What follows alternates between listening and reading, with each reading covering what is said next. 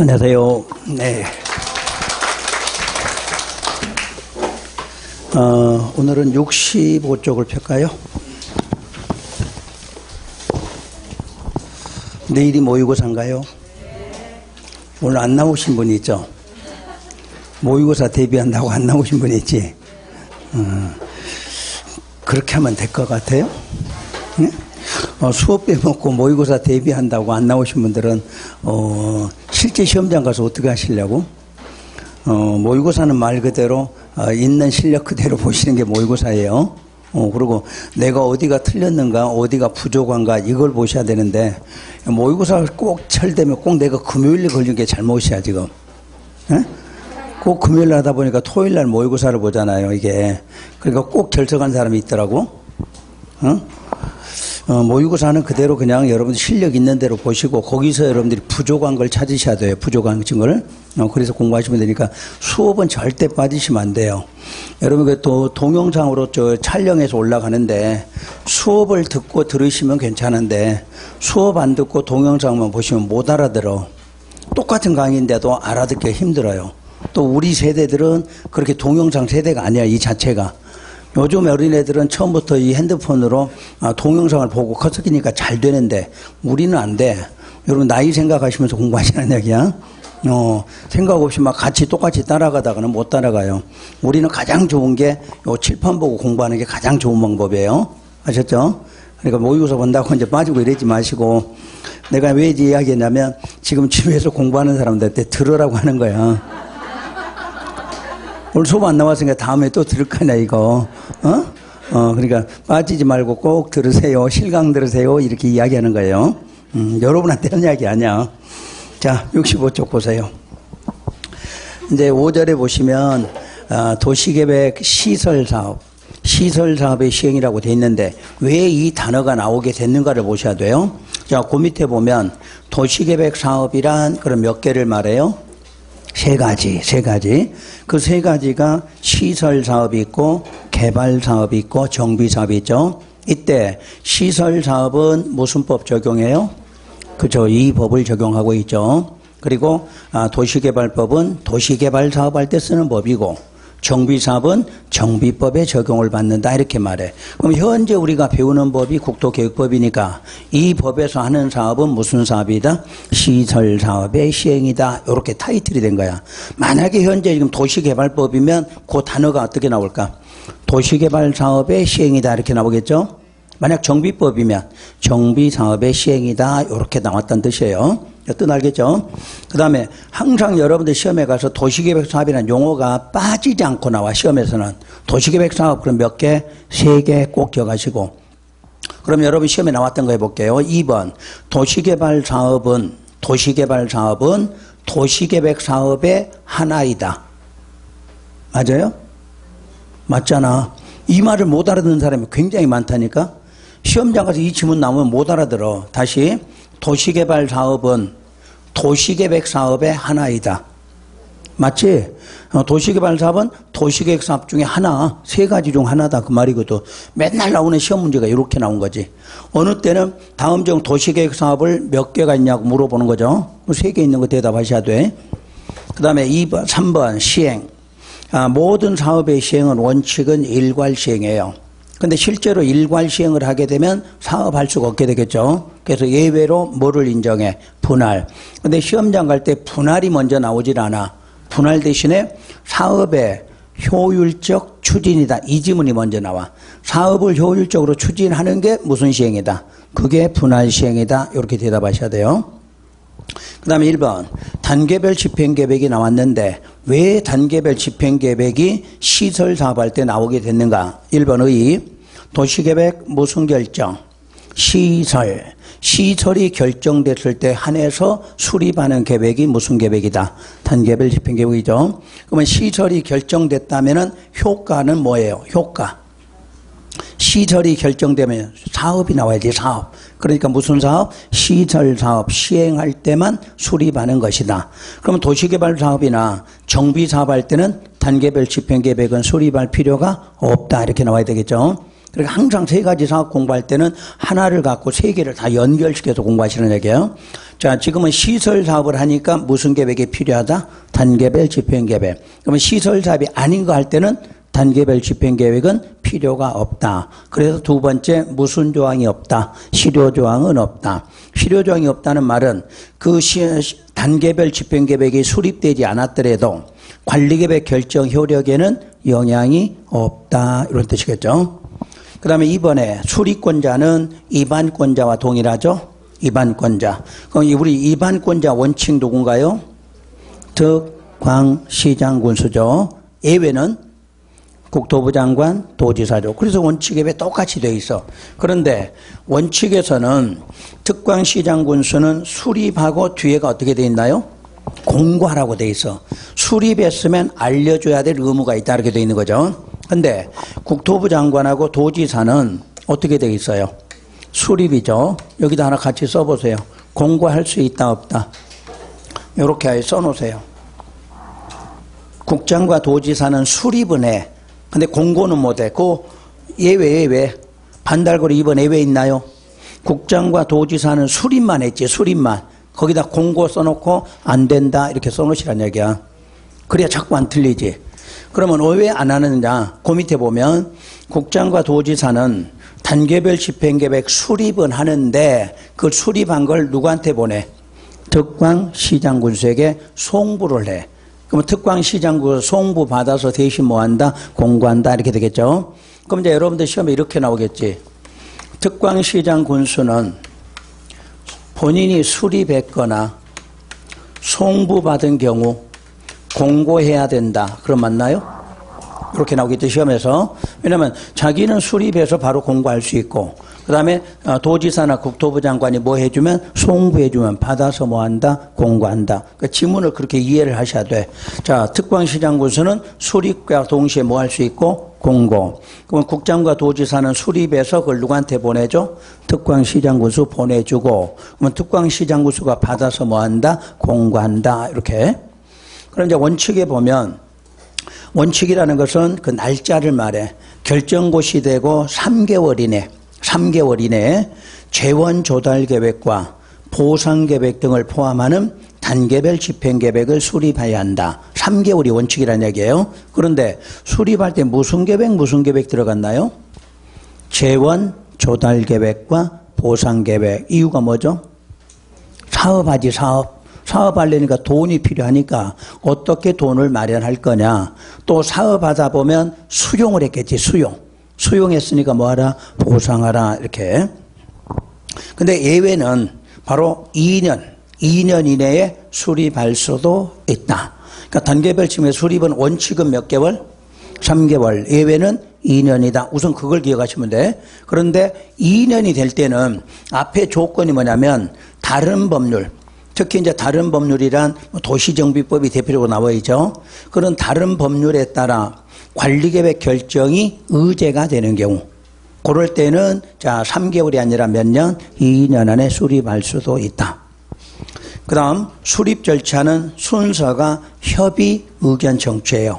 협의 의견 청취. 그러면 지금까지 배운 거하고는 전혀 다르죠. 다른 거는 모든 것이 계획을 수립할 때는 뭐부터? 의견 듣고 협의가 뒤거든. 근데 단계별 집행계획만 요 순서가 바뀌어 있어요. 이유는 이게 처음부터 만들어진 게 아니라 없던 절차를 하나 만드는 게 먼저 협의를 만들어서, 근데 한 10년 후에 의견 청취를 만들다 보니까 절차가 뒤로 가 있는 것 뿐이다. 이런 뜻이에요. 순서만 좀 바꾸셨고, 그 다음에 집행계획은 1단계, 2단계로 구분하죠. 1단계, 2단계 구분됐을 때 1단계는 왜 구분해? 3년 안에 시행할 것을 1단계로, 3년 후에 시행할 것은 2단계로 이렇게 되어 있죠. 그래서 우리가 여기서 끝나는 게 아니라 단계별 집행계획은 배우는 걸로 끝나는 게 아니죠. 다른 부분하고 연결이 많이 된 거죠. 그러니까 우리가 페이지는 딱 한 페이지야. 우리 시험에 나오는 거는. 그런데 실제로는 나오는 부분이 여러 군데 걸려 있죠. 요 그 단계별 집행계획이. 그러니까 정확하게 이걸 알고 계셔야 돼. 그 다음에 검토는 매년 검토하죠. 그래서 몇 단계를? 2단계. 그래서 어디에 포함해? 1단계 포함해. 요건 한 번만 제대로 들으시면 안 틀려. 근데 공부 안 되신 분은 1단계 검토해서 2단계 포함한다고 그게 더 맞는 것처럼 보이지? 공부 안 되신 분들은? 근데 항상 순서는 2단계를 검토해서 1단계 포함한다. 자, 다음 장. 이제 사업의 종류 알아봤으니까 시행자가 나오는데, 시행자는 맨 밑으로 먼저 내려가세요. 맨 밑에 가면 사업 시행자가 따로 나와 있나요? 그래서 우리가 이제 보통 사업이라고 줄여서 말할 때 몇 개를 말해요? 3가지. 아까 3가지가 뭔데? 시설, 개발, 정비, 그 뜻이에요. 3가지 사업의 시행자는 분류가 똑같아.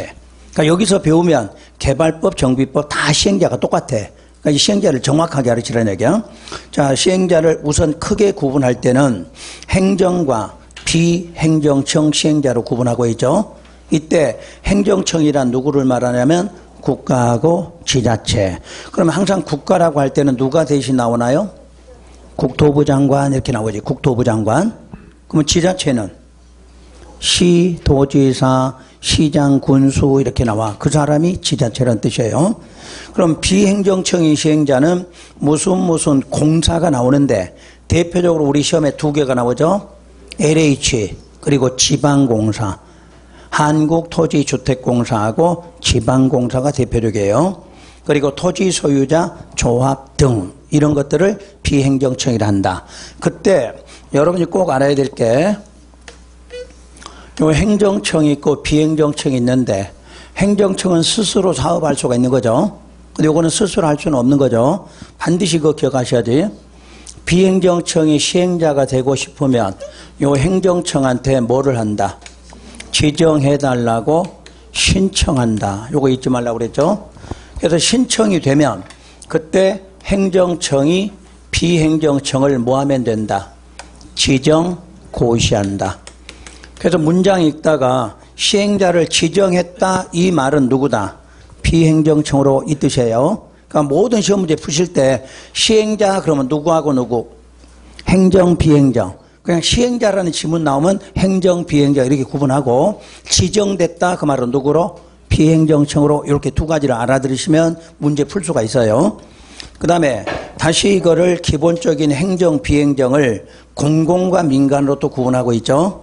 공공일 때는 행정청에다가 공사까지, 행정청에다 공사까지 포함해서 우리는 공공이라고 그래요. 그럼 거기다 한번 이해해 보세요.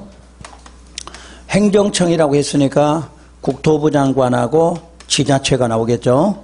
그 다음에 플러스 공사 이렇게 되어 있어요. 아까 그 공사가 무슨 공사? LH가 있고 지방공사가 있다. 그때 국가나 국토부 장관이 한다고 했을 때 누가 대신한다? LH가 대신하죠. 지자체가 할 때는 항상 뭐가 지방공사가 하는 거죠. 그러니까 행정청을 대신해서 사업하려고 뭐를 공사라는 걸 만들었다 이 뜻이에요. 그러니까 행정청이 할 걸 대신하는 공사까지를 뭐로 본다? 공공이라고 본다 이 뜻이에요. 그리고 민간 시행자는 토지 소유자와 조합 등으로 해놨죠. 그래서 여러분들 이게 구분이 안 되면 특히 하위법에 가서는 문제를 풀 수가 없어. 이 구분이 안 되면 공공이냐 민간이냐 시험에서는 무조건 공공 민간 구분이 돼야 되니까 그때 민간에서 민간 시행자에서 토지 소유자가 나오는데 이 토지 소유자란 얼마를 갖고 있는 사람을 말한다? 토지 면적 3분의 2 이상 토지를 소유한 자. 따로 이렇게 써주지 않더라도 이제 앞으로 읽을 때 시행자 중에서 토지 소유자인 시행자 이렇게 나면 얼마를?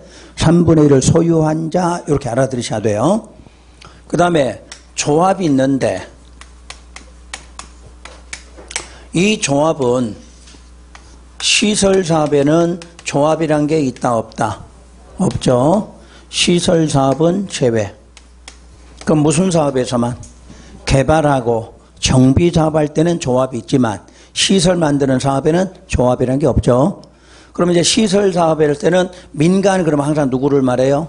토지 소유자예요. 이제 다른 법에는 소유자 조합도 민간이 되는데 시설 사업할 때만큼은 민간 그러면 누구를 말해? 토지 소유자 이렇게 알아두셔야 돼.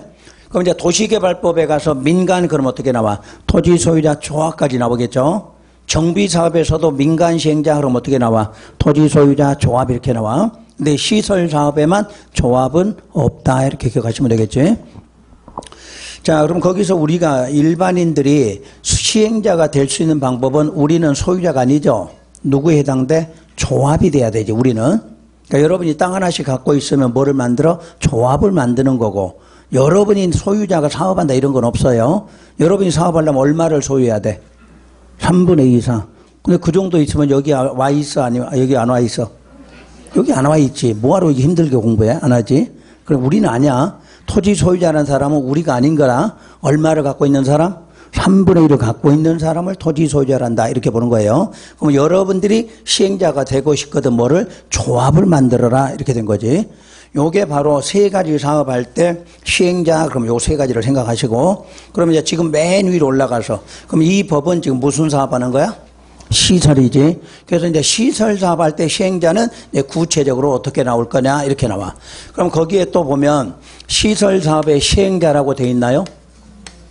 끝에가 시행자라고 돼 있죠. 가운데는 이 법조문이 써져 있고 이렇게 돼 있죠. 왜 내가 법조문이 있다고 했냐면 또 잘못 그랬을까 그런 거야. 앞으로 우리 시행자 이렇게 나오면 따로 말 안 해도 뭐를 말한다? 행정, 비행정이다 이렇게 생각하라는 얘기야. 항상 시험 문제 풀 때는 시행자 그러면 시행자로 세 글자로 읽고 끝나면 안 되고, 시행자는 누구누구에 있다? 행정과 비행정으로 있다. 그럼 거기서 이제 번호 이렇게 나올 거예요. 1번, 2번 이렇게 번호가 나와요. 여기까지. 요까지를 어떤 시행자? 행정청 시행자라 한다. 여러분 책에 1번부터 2번의 양과로 3번까지 묶어서 어떤 시행자? 행정청 시행자. 그러면 양과로 4번에 보니까 이제 뭐라고 돼 있어요? 지정받은 자. 앞으로 이 지정받은 자가 바로 누구다? 비행정청이다 이렇게 써 있나요 이제? 이제 구분하겠죠. 그러니까 문장 볼 때 행정청은 항상 우리 특광시장, 군수, 국토부 장관, 도지사 이렇게 나와. 근데 지정받은 자 이렇게 나올 때는 무조건 누구를 말해? 비행정청 이렇게. 확인되죠, 그거까지? 자, 그러면 다시 원칙에는 특광시장, 군수가 어디를 대상으로? 관할 구역. 항상 특광시장, 군수는 어디를 대상으로? 관할 구역 이렇게 나와. 그러면 입안할 때는 혹시 예외가 어디였나요? 입안할 때? 인접지역 기억나나요? 인접에서 이렇게. 근데 여기는 보니까 예외 1번에 보니까 둘 이상 특광시설에 뭐 돼 있어? 걸쳐 있어 그랬어. 그러면 그 걸치는 이 자리에다요. 걸쳤다는 게 입안할 때는 무슨 뜻이다? 인접했다 같은 말이야. 근데 표기법이 달라. 입안할 때는 인접이 된 거지, 시행할 때는 걸쳐진 거다. 같은 개념이야. 그래서 우리는 걸쳤다, 인접됐다 그럼 뭐 해야 돼? 협의 이 말이 나와야지 이제. 항상 앞으로 지문 읽을 때 걸쳐 있거나 또는 인접돼 있다 그럼 뭐 해야 돼? 협의 이렇게 나와야 돼. 그럼 입안할 때도 인접하면 뭐하여? 협의하여 이렇게 나왔잖아. 그럼 시행할 때도 걸쳐지면 뭐하여? 협의하여 이렇게 나오게 돼 있어. 그러니까 시험 문제 풀 때 입안할 때는 어떻게 나온다? 인접으로 표시가 나와. 시행할 때는 둘 이상 걸쳤다 이렇게 나와. 그게 표기법이에요. 그러면 일단 협의하여 시행자를 정하여 고시한다 이렇게 났네요. 그 괄호 속에 뭐가 없다? 공동시행이라는 게 없어. 근데 입안할 때는 어떻게 됐나요? 공동입안이 있지. 입안할 때는. 그러니까 그 차이점을 물어봐 시험에서. 그러니까 시험에서 입안으로 내냐 시행으로 내냐에 따라서 인접했다 협의 나오면 입안할 때는 어떻게 나와? 공동입안 이렇게 나와. 공동입안, 입안자 정한다. 근데 시행할 때는 뭐가 없다? 공동은 없다. 시행자 하나로 정한다. 요걸 차이예요. 그러나 불성립 됐을 때, 협의가 불성립이 되면 도지사나 국토부 장관이 시행자를 뭐 하겠다? 지정고시한다 이렇게 되어 있네. 그러니까 불성립되면 도지사나 국토부 장관이 시행하는 게 아니라 시행자를 뭐하라? 지정고시하라. 그러면 국장과 도지사는 언제 지정고시하느냐? 구역이 같은 도 그러면 누가? 도지사가. 둘 이상 시도에 걸쳐 있으면 국토부 장관. 그건 불변이라고 그랬죠. 어느 과정을 들어가든 같은 도라는 지문이 보이면 도지사. 서로 도가 다르다. 둘 이상 시도다. 이 말 나오면 무조건 국토부 장관이다. 이렇게. 그 다음에 양괄호 2번, 3번은 국토부 장관하고 도지사가 직접 시행하는 경우도 있다. 그럼 직접 시행하는 사유. 자, 국토부 장관은 무조건 사유 국가계획이라고 나온다. 그럼 도지사는 이때는 광역도시계획으로 되어 있어. 광역도시계획. 자, 끝 문장 모두 하급기관 의견 듣고 시행한다. 이러면 되나요? 응? 하급기관 의견 듣고 시행한다. 그렇게 개념을 잡으면 되고, 지정받은 자란 바로 비행정청이다. 그리고 이제 문제는 그 반달가로 2번. 민간시행자의 지정 요건이란, 민간시행자니까 여기서 누구를 말한다? 토지 소유자를 말하고 있죠. 자, 토지 면적 얼마 소유하고? 그러지. 이미 3분의 1을 소유하고 있어. 그럼 거기다가 소유자 총수 얼마? 2분의 1 이상 동의까지 추가로 받아라. 이렇게 돼 있어. 근데 여러분들이 요 시험 문제는 해년마다 나와. 이게 해년마다. 작년에도 요게 답이었어. 작년에도. 근데 작년에 나와도 왜 틀리냐면 여기다 사람 이름만 바꿔주면 돼. 작년에는 한국토지공사로 출제해서 한국토지공사를 시행자로 지정할 때 이러이런 요건이 필요하다. 그럼 되나요? 아니지. 그건 공공이니까. 그러니까 공공민간 구분이 안 되니까 이 문제를 틀리는 거지. 왜냐하면 우리는 숫자는 외워지거든. 숫자는. 근데 숫자는 외웠는데 누구한테 필요한 거냐. 이게 중요한 거야. 요건 항상 누구? 민간한테만 필요한 요건이에요. 그럼 거기다가 지금부터 페이지를 내가 부를 테니까 그 페이지를 한번 거기다 적어보세요. 그 자리에다. 아까 그 민간시행자 지정요건에다. 준비됐나요? 페이지 108페이지 참조 이렇게 해서 적어 108페이지를 넘기지 말고 페이지 108페이지 참조 이렇게 적어봐. 적었으면 108페이지 넘겨보세요. 공부를 거꾸로 하려고 그래. 페이지 알려주면 넘기는 게 아니라 적어놔야지. 나중에 또 보지. 자, 108페이지 수용방식에 의한 사업시행 나와 있나요? 이게 도시개발법이야. 도시개발법 수용방식에서 그 수용의 주체 예외를 봐봐. 예외. 민간시행자 또 나와? 근데 이때는 누구 제외? 종합제외하고 토지 소유자 등의 시행자는 토지 면적 3분의 2 이상에 해당하는 토지를 뭐하고? 소유하고 토지 소유자 종수 2분의 1 이상에 해당하는 자 동의받아라. 그럼 앞에 있던 동의하고 같아 달라? 똑같아. 누구한테만 적용돼? 민간시행자에만 적용한다 그 말이야.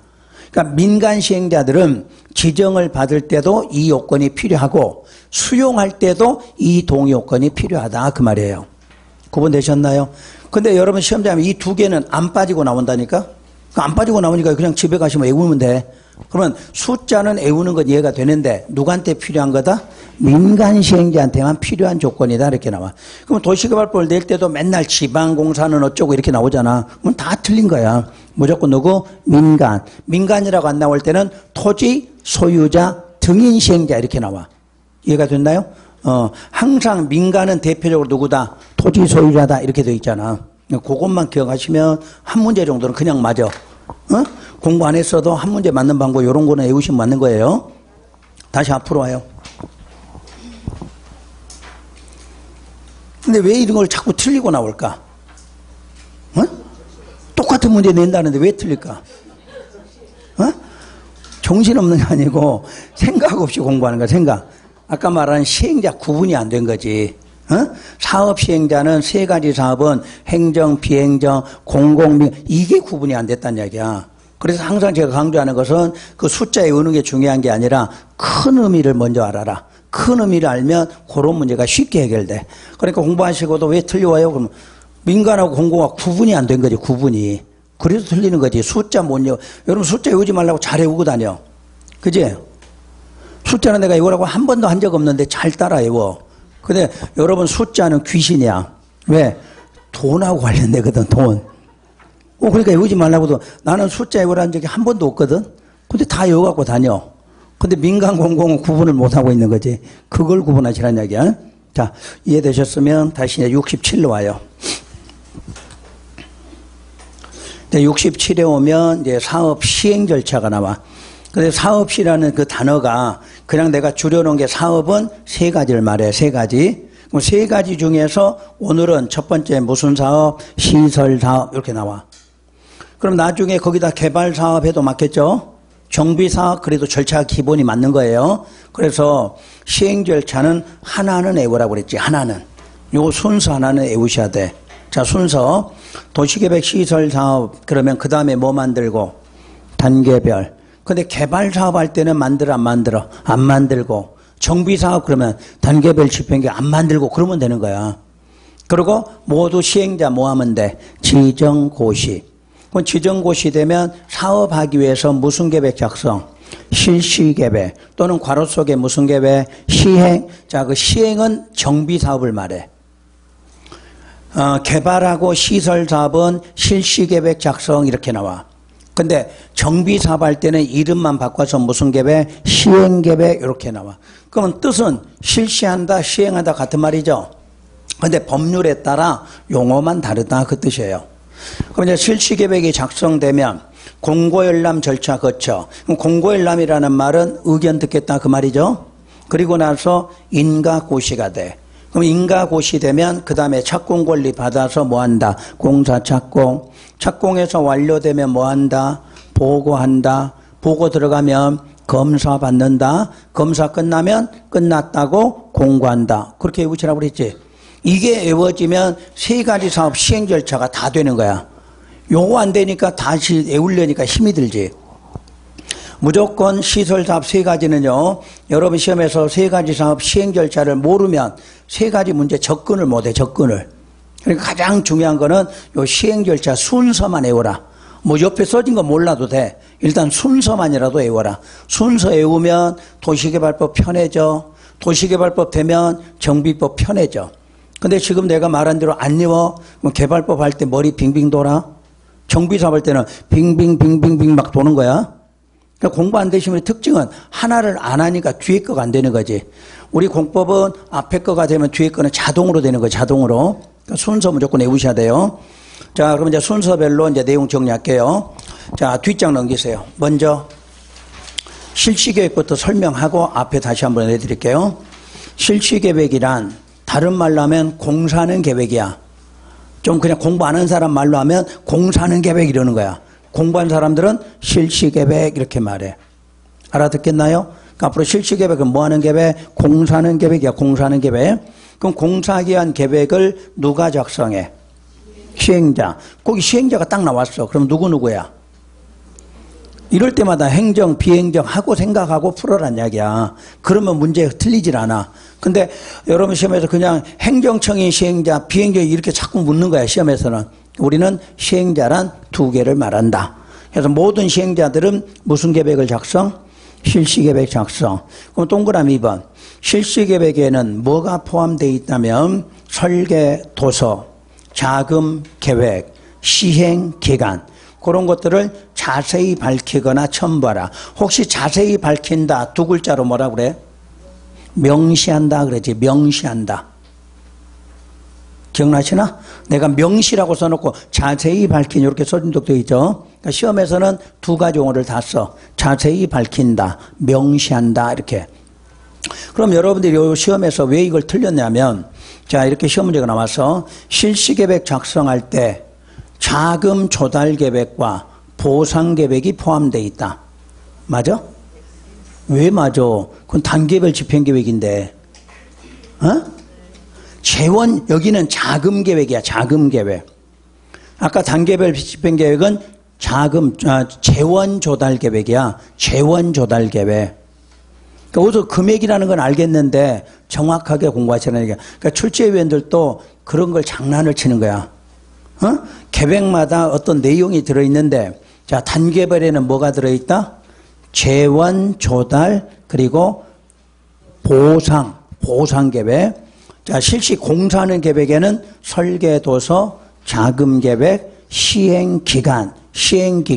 여기서 기억할 건 시행 기간을 기억해. 시행 기간을. 그 다음에 3번. 시행자로 지정을 받은 자, 시험장관 이렇게 나올 거예요. 그럼 우리는 뭐라고 생각해야 돼? 그렇지. 시행자로 지정받은 자 이렇게 딱 나오면 아 이건 비행정청 이렇게 알아들어야 돼. 오늘은 제가 책에다 써줬지만 시험 문제는 안 써줘요. 그걸 알아들어야 돼. 그럼 비행정청은 실시계획 작성하더라도 미리 해당 특광시장 구수 뭐 듣고 의견 듣고 하라 그랬어. 그 다음에 동그라미 4번 분할 시행도 가능해. 아까 분할 시행 된다고 그랬죠. 그때 분할 시행할 때는 분할된 지역별로 실시 계획을 작성할 수도 있다 이렇게 놨고, 그 다음에 서류 열람 등. 그럼 서류 열람 등이란, 자, 인가권자는 3명을 인가권자라고 그래요. 인가권자는 인가하려면 일간신문에 그 사실을 공고하고 14일 이상 열람한다. 그러니까 우리 지문에 신문에 공고하고 14일 열람한다. 그럼 뭐 듣는다? 의견 듣는다. 그 말이지. 그게 주민이야. 대표로 주민. 근데 그 주민이라는 걸 동그라미 2번에서 토지나 건축물의 소유자 및 이해관계인 이렇게 돼 있죠. 그러면 토지나 건축물의 소유자든 이해관계이든 전부 누구에 속해? 주민이라고 보면 되죠. 그런 사람들이 인가권자나 시행자에게 의견서 제출할 수도 있다. 다시 실시계획은 누가 작성? 시행자가. 그럼 신문에 공고하고 14일날 열람하는 건 누가? 인가권자가 하는 거야. 인가권자가. 그때 동그라미 3번 신문에 광고 낼 때 비용은 누가 부담한다? 시행자 부담. 그 차이가 있지. 지금 공고하는 건 누가 공고했는데? 인가권자가 신문에 공고했는데 돈은 누가 내고 있다? 시행자가 내고 있다. 그래서 내는 거지. 그래서 여러분들이 공부할 때 이제 이걸 생각하면 돼요. 아, 사업할 때 비용 부담 나오잖아. 그럼 무조건 누구? 시행자 부담 원칙 이렇게 기억하시면 돼. 어떤 경우라도 비용, 사업할 때 드는 비용은 전부 누구보다 시행자 부담으로 돼 있다. 이 말 같아요. 3번 실시계획 인가고시. 원체 실시계획에 작성이 되면 국토부 장관, 시도지사, 대도시시장의 인가를 받아라. 그러니까 인가권자가 누구다? 3명이지. 요게 다른 말로 결정권자죠, 우리. 결정권자가 여기서도 뭐다? 인가권자로 돼 있다. 이 뜻이에요. 그럴 때, 자, 2번에 보면, 거기다 아예 좀 쓸게요. 그 3명 이름에다 시도지사 밑에다 원칙 이렇게 써보세요. 그 3명 이름, 동그라미 1번에서. 여기 시도지사 있나요? 거기다가 원칙이라고 써보세요. 그럼 국토부 장관은 뭐죠? 예외겠죠. 그러니까 공법에서는 무조건 국토부 장관은 예외야. 그러면, 자, 요걸로 예를 들게. 이제 원칙이 이 사람이야. 그럼 울산광역시에서는 실시계획 작성하면 누구한테 인가받아? 그렇지, 울산광역시장 되겠죠. 그럼 옆에 있는 경주시에서는 실시계획이 작성하면 누구한테 인가받아? 그때는 도지사지. 그러니까 특별시나 광역시는 특별광역시장이, 시나 군에서는 도지사. 그러니까 항상 도지사가 나올 때는 어디를 말해? 시군이죠. 시군은 도지사, 특별시 광역시는 특별광역시장. 그때 도지사가 누구한테는 위임할 수 있다? 대도시장에 위임할 수 있어. 그러면 시험에서는 대도시 안 나와도 되죠? 시도지사가 인가권자다 그래도 맞아? 이건 안 나와도 상관없어. 근데 반대로 대도시시장이 인가권자다 그러면 그건 틀리는 거지. 이건 위임받은 거니까 이건 나와도 되고 안 나와도 돼. 원칙인 이 사람만 나오면 되겠지. 그러니까 항상 우리는 국장하고 시도지사는 2개는 반드시 나오게 돼 있어. 근데 대도는 안 나올 때도 있어. 그럼 또 이런 거 기억했다가 안 나왔으니까 틀렸다 이렇게 찾으신 분이 꽤 있더란 이야기야. 애우지 말라는 거 애운 거지. 이게 중요한 거야. 이게 시도지사가. 그러면 이제 동그라미 2번에 가면 그럼 인가는 이제 어떤 경우에 어떤 사람이 인가할 거냐. 바로 국토부 장관이 지정한 시행자는 국토부 장관의 인가를 받아라. 항상 행정청이 아닌 사람들은 행정청한테 지정을 받게 돼 있죠. 그때 국장한테 시행자로 지정을 받은 사람은 인가도 누구한테 받아라? 국토부 장관. 그럼 그 밖에 그 외의 경우는 전부 누구한테? 시도지사 이렇게 되겠죠. 그 다음에 예외는 안 봐도요. 동그라미 반대로 3번 변경 폐지. 인가받은 실시계획을 변경하거나 폐지하는 경우 인가를 받아야 된다. 항상 우리는 변경 단어 나와야 돼. 변경하면 그대로 다시 하는 거죠. 근데 폐지도 있어. 폐지나 변경할 때도 인가받아야 된다. 그러나 경미한 사항을 변경할 때는 인가받을 필요 없다 이렇게 돼 있죠. 그 인가받을 필요 없는 경미한 게 바로 1번 사업 명칭 변경. 사업 명칭. 근데 우리 시험에서는 그거 내서 틀리신 분 없고 2번. 여기 2번. 바로 경계. 경계의 변경이 어떻게 돼 있어? 없는 범위에서 이렇게 돼 있어. 여러분 경계라는 게 무슨 뜻이야? 경계. 소유권을 구분하는 거지. 소유권. 그러면 경계 변동이 있으면 중유상이지. 그러면 경계 변동이 없으니까 경미하다 그 뜻이란 이야기야. 그러니까 시험에서 한 글자 바꾸는 거야. 구역의 변경이 있는 그러면 경미한 게 아니죠. 구역의 변경, 경계의 변경이 없는 그 한 글자야. 뒤에는 안 외워도 돼. 연면적 10% 미만의 변경 이건 아무 뜻 없어. 그건 시험에서 맞춰주는 거고. 항상 경계라는 단어가 나오면 경계의 변경이 없어야 경매. 경계의 변경이 있으면 중요상이다 그래. 그러니까 여러분이 땅 갖고 있어. 땅 갖고 있다는 게 소유권이 뭐야? 이 경계지. 근데 경계를 누가 침범하면 어떻게 돼? 중요상이지. 그래서 항상 경계자가 나오면 경계의 변동이 없다. 이게 경미하다. 기억하셔야 돼. 그 다음에 4번 조건부인가. 항상 우리는 공법에서 나오는 행위가 허가하고 인가가 나오는데 허가든 인가든 모두 조건부다. 기억나나요? 그럼 조건부라는 게 뭐가 조건부가? 오른쪽? 왼쪽 하단부터 기반시설을 설치하거나 용지 확보, 위해 방지, 환경오염 방지, 경관 조성, 조경 등 이 단어가 나오면 전부 다 이걸 하라는 조건이다. 그런 조건부로 인가할 수도 있다. 그럼 인가받은 시행자들은 뭐 예치하라? 이행보증금 예치하라. 단 공공은 예치한다 안 한다? 안 한다? 해년마다 나오지. 해년마다. 이거 나오면 거의 답이에요. 이거 나오면. 또만 설령 답이 아니더라도 이걸 알아야 지문 하나 해결하고 넘어가죠. 그러니까 허가 쪽이든 인가 쪽이든 기반시설 설치한다, 뭐 조경한다 이런 지문 나오면 이거 조건보다. 그럼 인가나 허가 받은 사람 뭐 예치하라? 이행보증금 예치하는데 누구일 때는 공공은 예치하네. 그럼 공공이 누구야? 뭐 국토부 장관, 지자체, 공사 나오겠지? 그럼 그 사람은 예치한다 이러면 돼, 안 돼? 안 된다 이렇게 찾아내시면 되지. 아주 쉬워 이런 거는 시험 문제가. 그러니까 허가든 인가든 똑같은 개념이니까 한 번만 기억하시면 되고. 그 다음에 쭉 내려와서요. 6번에 5번은 아직 보지 말고 실시계획 고시 등 인가권자는 실시계획을 작성, 인가 또는 폐지, 실시계획이 효력을 잃었을 때는 무조건 뭐 하라? 고시하라. 인가하면 고시한 건 알겠죠? 그럼 변경해도 고시하겠죠? 근데 효력이 상실되는 게 좀 이따 나올 건데 그때도 고시하라 이렇게 놨어. 그 다음에 6번. 6번이 두 개로 돼 있네. 7번 오고 7번 8번. 그래 잘됐다. 너 잘났다 하더니 이것도 틀렸네 그런 거잖아 지금. 자, 인가의 효과는 시행자로 확정이 되는 거죠. 그러니까 모든 시행자들이 계획을 작성하면 왜 인가를 받으려고 하느냐? 뭐로 확정되기 위해서? 시행자로 확정받기 위해서. 확정되는 순간 무슨 권리가 들어가? 공사 착공 권리를 부여한다 이렇게 놨어. 그래서 인가 받아야 뭐한다? 공사 착공한다 이렇게 되는 거죠. 그 다음에 7번 실시계획 고시의 효과야. 고시. 고시는 바로 수용의 시기가 됐다.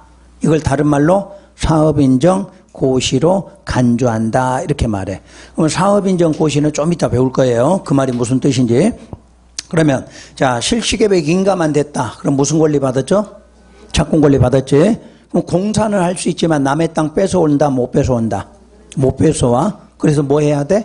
고시. 고시가 되면 그때부터 수용권이라는 게 주어진다 이렇게 말해. 그 수용권을 끝문장 뭐로 간주한다? 사업인정 고시로 간주한다. 일단 기억해 두시고. 그 다음에 실효가 나오는데 좀 이따 할 거예요 이것도. 그럼 앞으로 다시 넘어가 봐요. 이제 실시계 배웠으니까. 자 순서. 시설사업 하려고 한다. 무슨 계획 결정? 관리계획 결정. 결정되면 이때는 뭐를 만든다? 단계별 집행계획 수립하겠죠. 수립하면 시행자 지정고시 거기 한번 보세요. 시행자가 지정고시됐다 하고 요 지정 밑에다 누구라고 써놨나요? 비행정청 써놨나요? 그럼 아까 우리가 시행자는 누군데? 행정과 비행정인데 지정됐다는 말은 누구다? 비행정치다. 요 뜻이에요. 그러니까 항상 읽을 때 시행자 2명, 지정됐다, 누구, 비행정청 이렇게.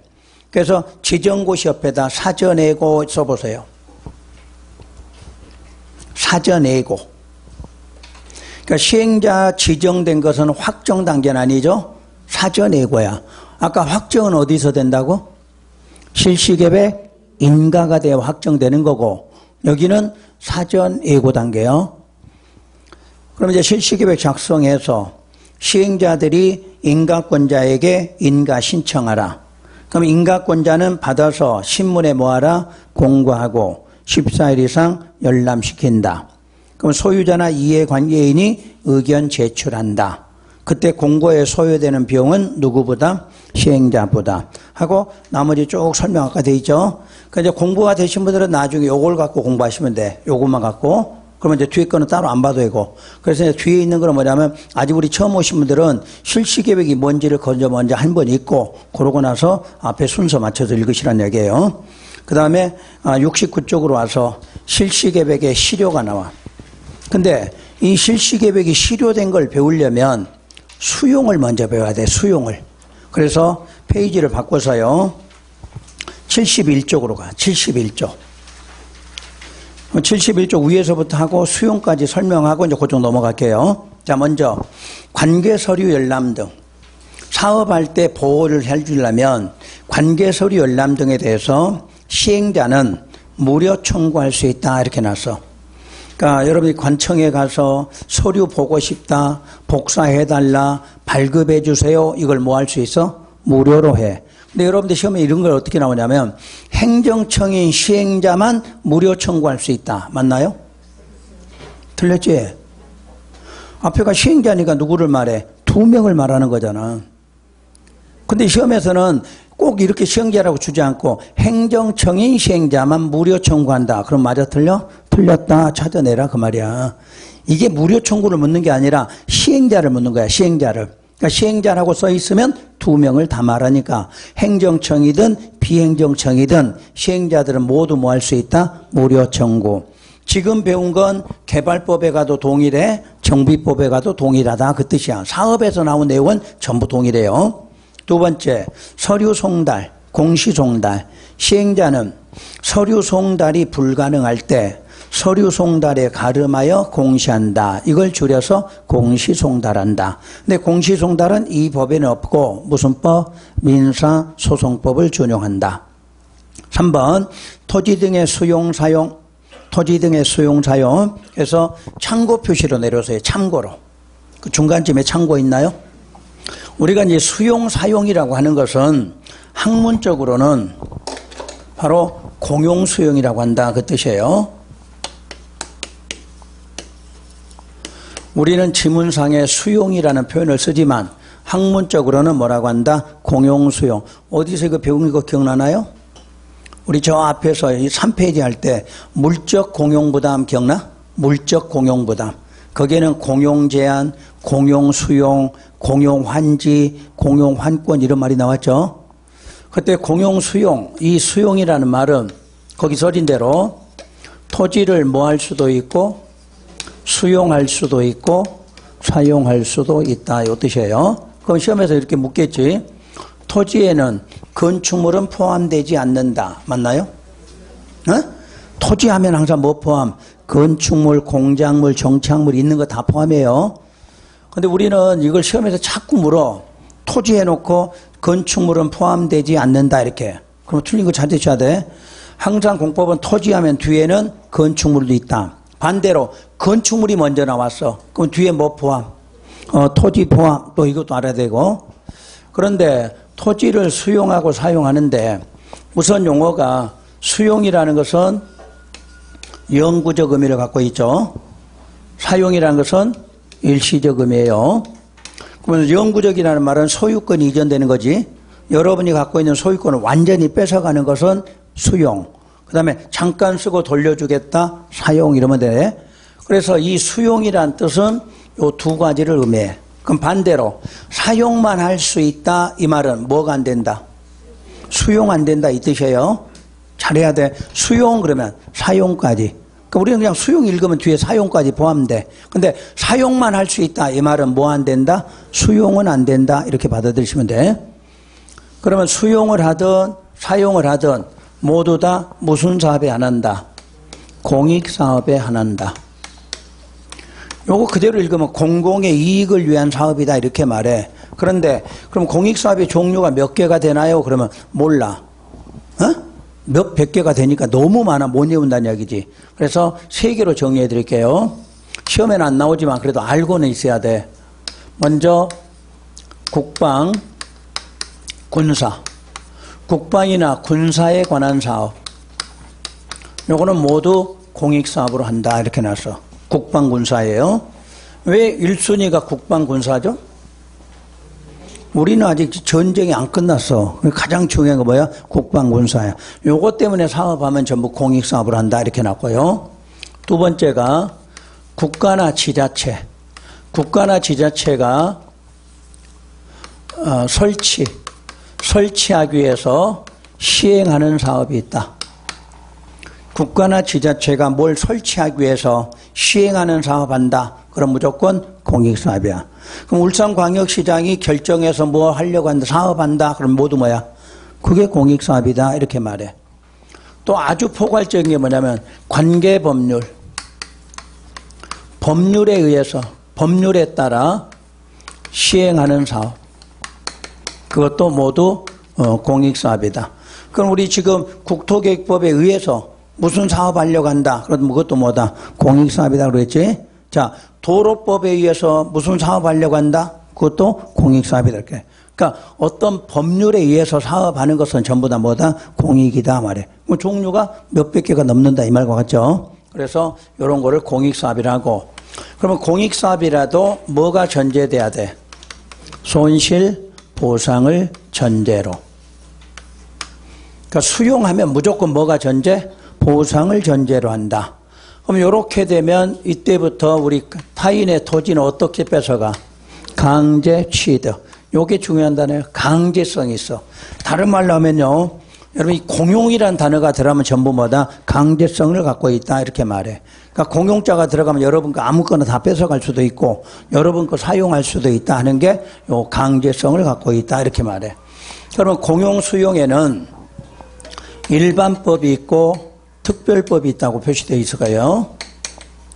그럼 일반법의 이름은 공익사업을 위한 토지 등의 취득 및 보상에 관한 법률. 자, 그거를 우리 약칭하면 무슨 법이라고 그래요? 토지보상법이라고 그래. 토지보상법. 그럼 이 토지보상법은 누구를 위해서 만들어진 법? 일반 국민. 일반 국민을 보호하기 위해서 만들어진 법을 일반법이라고 그래. 그러면 여러분들이 이 법에 의해서 수용하는 것은 방법 절차가 전부 법에 명시되어 있겠죠. 그러니까 마음대로 못 뺏어간다는 이야기야. 그런데 특별법은 바로 우리 시험에 국토계획법, 도시개발법, 도시정비법, 주택법 4개나 돼. 4개. 6개 시험 범위 중에서 4개가 수용될 수 있어. 근데 요거는 누구를 위한 법이다? 시행자. 시행자를 보호해 주기 위해서 만든 법을 특별법이란다. 그럼 요건대로 하면은 우리가 보호되지만 요대로 하면 우리가 아니라 누가? 시행자가 더 유리한 법이다. 이렇게 말해. 그러면 법률의 순위는 일반법과 특별법은 무슨 법 우선? 이게 우선이지. 여기다 그대로 쓰세요. 똑같이 나처럼. 법은 일반법과 특별법이 나올 때는 무조건 무슨 법 우선? 특별법 우선. 그러면 우선이라도 무슨 법 준용해야 돼? 일반법 준용. 그 옆에다 똑같이 쓰시면 돼.